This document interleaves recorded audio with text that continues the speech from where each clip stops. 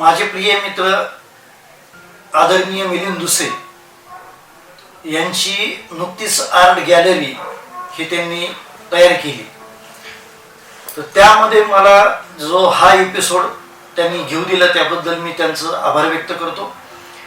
तसेच या ठिकाणी श्री अभिजित चव्हाण हे कॅमेरामन आणि एडिटिंग करण्यासाठी पण तत्पर आहेतच, त्यांचे मी आभार व्यक्त करून आपण या एपिसोडला सुरुवात करूया।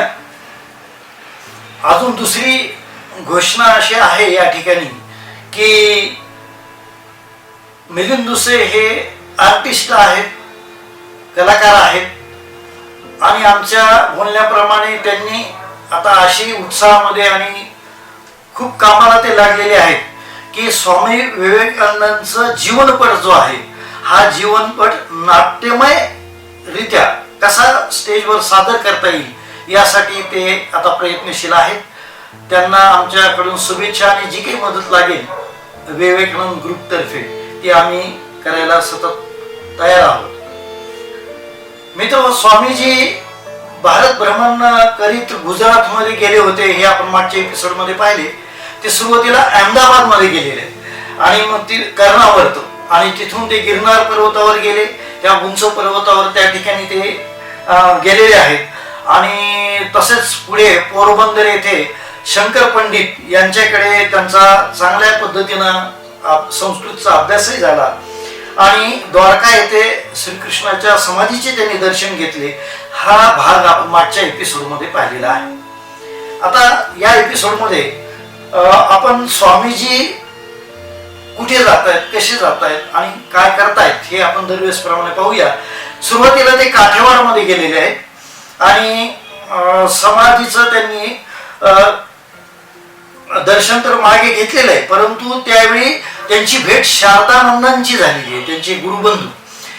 ते अचानक त्यांची भेट झाली आणि मग त्यावेळेस ते म्हणले, स्वामीजी त्यांना म्हटले की शारदा, की मला असं ठाकूर माझ्याबद्दल जे काही बोलत होते, म्हणजे रामकृष्ण माझ्याबद्दल जे काही म्हणत होते त्याचा अर्थ आता माझ्या ध्यानात येऊ लागलेला आहे, कारण खरोखरीच माझ्या ठाई एक प्रकारची शक्ती निर्माण झाली आहे आणि एवढंच तो संचार झाला आहे असं मला वाटून जात आहे आणि जगामध्ये एक मोठी क्रांती, जी आध्यात्मिक क्रांती मी घडून आणू शकेल असा मला आत्मविश्वास निर्माण झाला आहे।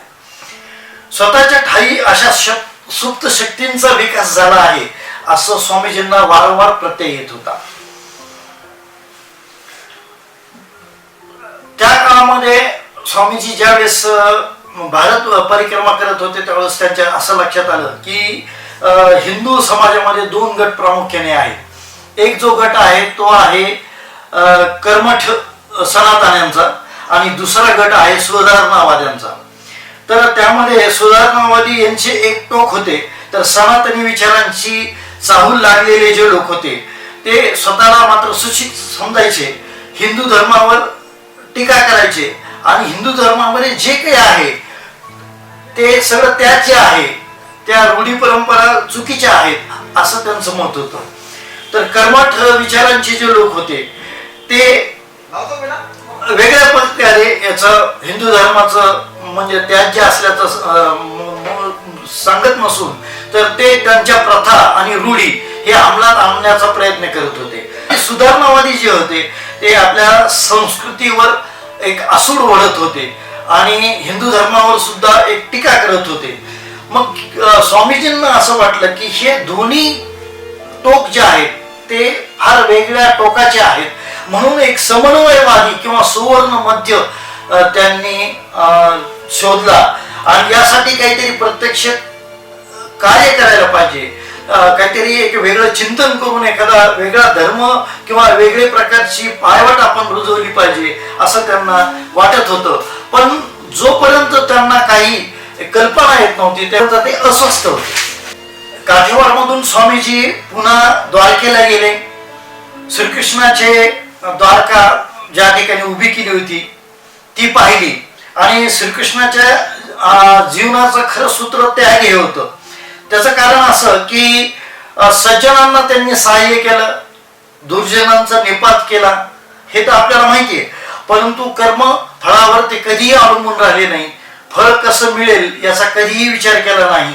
म्हणजे जे त्यांनी गीतेमध्ये सांगितलं त्याचं प्रत्यक्ष आचरण केलं आणि अनेक राज्य जिंकली, पण ते सिंहासनावर कधी बसले नाही आहेत. त्यांनी दुसऱ्याच राजाला त्या सिंहासनावर बसवलं. हे त्यांचं एक वैशिष्ट्य म्हणता येईल आणि हाच खरा त्याग होता. ते पराक्रमी योद्धा तर होतेच, पण चतुर असे मुत्सद्दी होते. परिपूर्ण व्यक्तिमत्व त्यांचं होतं आणि ते आदर्श होतं. म्हणून भगवान श्रीकृष्ण पूर्ण पुरुष असं आपण म्हणतो. कौरव पांडवातील जे भीषण महाभारतातील युद्ध झालं, त्या युद्धामध्ये शस्त्र बाजूला ठेवून त्यांनी गीतेतून असं अमोघ तत्वज्ञान सांगितलं. भारताचा असा गौरवशाली प्राचीन इतिहास असून मात्र वर्तमान आणि भविष्यासाठी काय योजना करता येईल हे स्वामींच्या मनामध्ये चिंतन चालू होतं आणि त्यांचं चिंतन अखंड चालू होतं. खरं पाहता स्वामीजींचं जीवन हे आध्यात्मिक धारणेने भरलेलं होतं. एकांत वासाचं त्यांना आकर्षण होतं. हिंदू धर्माचे अद्वैत तत्वज्ञान आणि संन्यस्ती वृत्ती, त्याचप्रमाणे एवढं सगळं उत्कट असूनही त्यांच्या विचारात मात्र अहिकाचे परिणाम जास्त स्पष्ट झाले होते. कारण त्यांच्या भावी काळाच्या योजना त्यांच्या समोर होत्या आणि त्या कशा कार्यामध्ये आणता येतील याचं अखंड चिंतन चालू होतं. त्याच दरम्यान कच्छच्या महाराजांचं त्यांना निमंत्रण आलं आणि त्या निमंत्रणावरून स्वामीजी मालवी मार्गे नारायण सरोवरामधून तिकडे गेलेले आहेत. पण हा मार्ग अत्यंत धोक्याचा होता, अवघड होता. कारण या ठिकाणी चोर डाकू आणि मोठं जंगल होतं. श्वापदांची सुद्धा भीती होती. आणि तिथून पुढे ते पोरबंदरला गेले आहेत. तिथे शंकर पांडुरंग यांच्याकडे पण त्यांनी संस्कृत शिकलं, वेदाचा अभ्यास केला आणि त्यांच्याबरोबर चर्चाही आध्यात्मिक विषयावर केलेली आहे. आणि पुढे मग पोरबंदरहून ते जुनागडला गेले आहेत. तिथून स्वामीजी पुढे बडोद्याला गेले आहेत. आता बडोद्यामध्ये ते एक मंत्री बहादूर मणिबाई यांच्याकडे उतरले आहेत. पण त्या ठिकाणी स्वामीजींची सर्व व्यवस्था केली आहे. बडोदा येथे अधिपती सयाजीराव गायकवाड यांची त्यांच्याशी भेट झाली आणि गायकवाड यांनी त्यांना बोलावून त्यांचं स्वागत केलं. ते नावाजलेले संस्थानिक होते आणि त्यांचं वैशिष्ट्य असं की ते प्रजेच्या हिताची, कल्याणाची आणि चिंता वाहणारे, सतत प्रजादक्ष असणारे, अनेक सुधारणा अंमलात आणणारे आणि त्यांच्यावर म्हणजे एक प्रकारचा आध्यात्मिक प्रभाव पण होता. पण ह्या सगळ्या गोष्टीमुळं ब्रिटिश राज्यकर्ते त्यांच्यावर लक्ष ठेवून होते.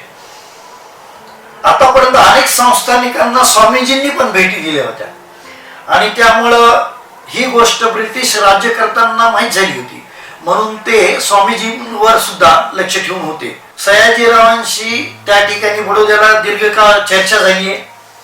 पुढे त्रिवेंद्रमच्या मुक्कामात वर्मा यांच्याशी बोलताना स्वामीजींनी असं म्हटलंय की मी आतापर्यंत ज्या संस्थानिकांच्या राजांना भेटी दिल्या त्यापैकी मला सर्वांमध्ये सयाजीराव यांचे कर्तृत्व आणि देशभक्ती, त्यांचा उत्साह, त्यांची दूरदृष्टी, त्यांची प्रजेबद्दल असणारी तळमळ ही मला जास्त भावली आणि त्या गोष्टींचा प्रभाव माझ्यावर जास्त पडलेला आहे.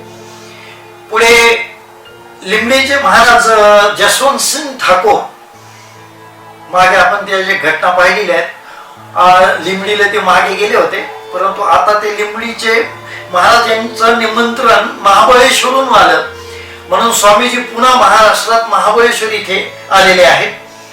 आणि ते थंड हवेचं ठिकाण आहे. राजे महाराजे तिथे बऱ्याच वेळा जात असत आणि काही धनाढ्य व्यक्ती सुद्धा त्या काळामध्ये महाबळेश्वरला येत असत. दरम्यान साताऱ्याहून काही वकील स्वामीजींना भेटण्यासाठी आले होते.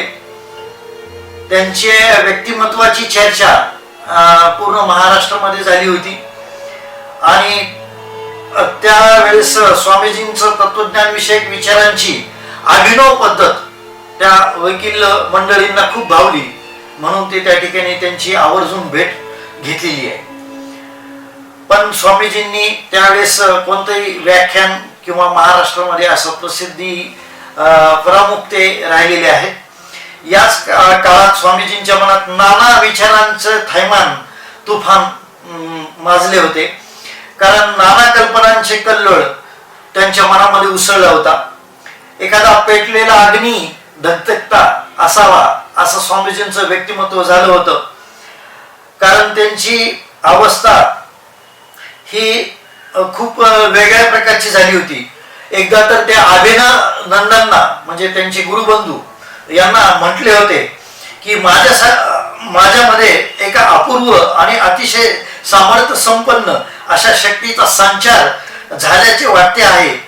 असं वाटतं की मी एखादा स्फोट हवा आणि तशी शक्ती माझ्यामध्ये साठवलेली आहे. मात्र काही कारणामुळे ते अचानक मध्य प्रदेशात गेले. म्हणजे महाबळेश्वरून महाराष्ट्रातून पुन्हा मध्य प्रदेशमध्ये खांडव्याला गेले आहेत.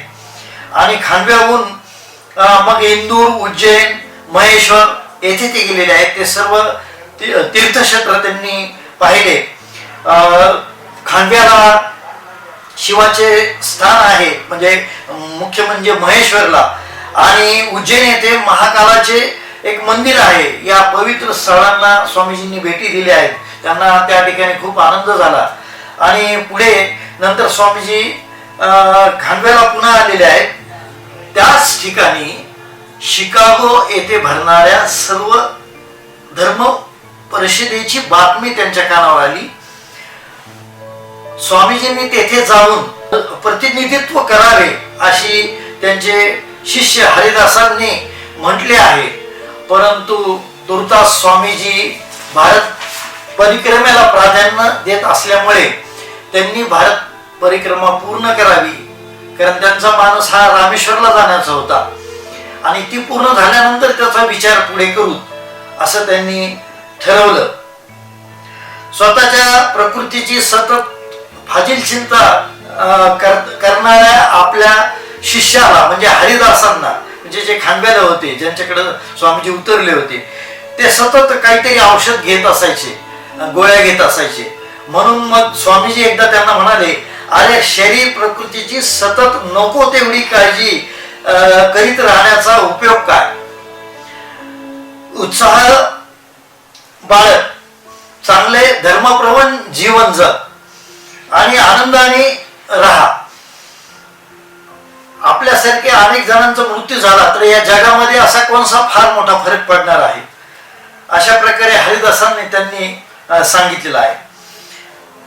आणखी काही दिवस स्वामीजींनी राहावे असा हरिदासांचा आग्रह होता.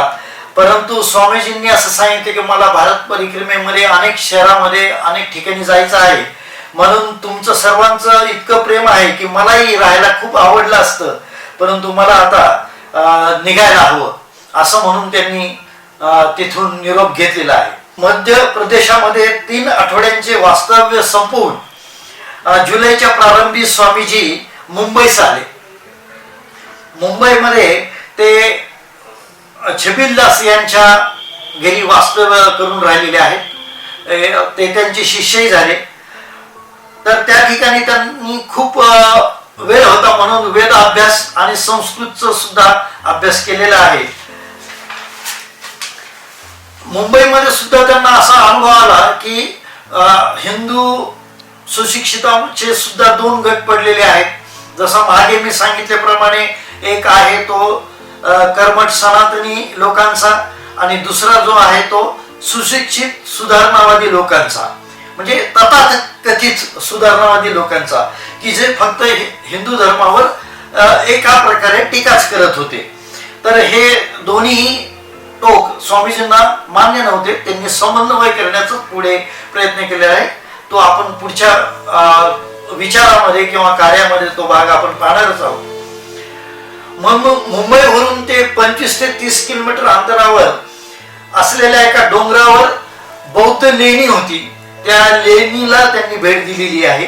तिथे जंगल आणि जंगली श्वापदे असल्यामुळे तो भाग थोडासा अडचणीचा होता. 100 पेक्षाही जास्त गुहा त्या ठिकाणी होत्या. त्या लेण्या पाहण्यासाठी स्वामीजी त्या ठिकाणी पोहोचलेले आहेत.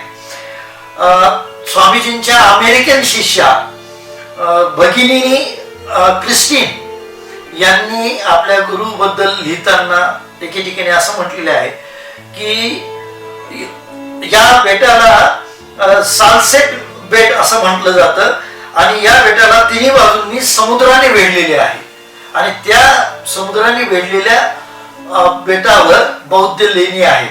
खरं पाहता म्हणजे स्वामीजींनीच त्या शोधल्या, कारण त्या समाजापासून खूप आणि दूर होत्या. मुंबईपासून जरी 20 किलोमीटर अंतरावर असल्या तरी त्या ठिकाणी कोणी जात नव्हतं, परंतु त्या ऐतिहासिक होत्या. त्यांना स्वामीजींनी कान्हेरी लेण्याचा शोध एक प्रकारे घेतला. पूर्वजन्मात ते ह्या लेण्यामध्ये आले असावेत असं नक्कीच त्यांना वाटलं आणि एका गुफेत 2 जण राहू शकतील अशी व्यवस्था त्या ठिकाणी होती. पिण्याचे पाणी, स्नानकुंड या अशा प्रकारचे, म्हणजे स्वामीजींना असं वाटलं की हे आपल्या कार्याचं केंद्र होऊ शकेल आणि पुढे जे त्यांच्या स्वप्नातील जे संघटन करायचं होतं त्यामध्ये सर्व संन्यासी त्या ठिकाणी येऊन राहतील आणि कार्याचे केंद्र त्या ठिकाणी होईल असं स्वामीजींना वाटलं आणि मग त्या ठिकाणी त्यांनी तशी योजनाही आखली होती. पण स्वामीजी पुढे भविष्यामध्ये काय योजना आखतात, ते कोणत्या मार्गे जातात, पुढे काय उपदेश करतात किंवा पुढे काय कार्य करतात हे आपण पुढच्या एपिसोड मध्ये पाहू. तोपर्यंत मित्र, धन्यवाद. जय हिंद.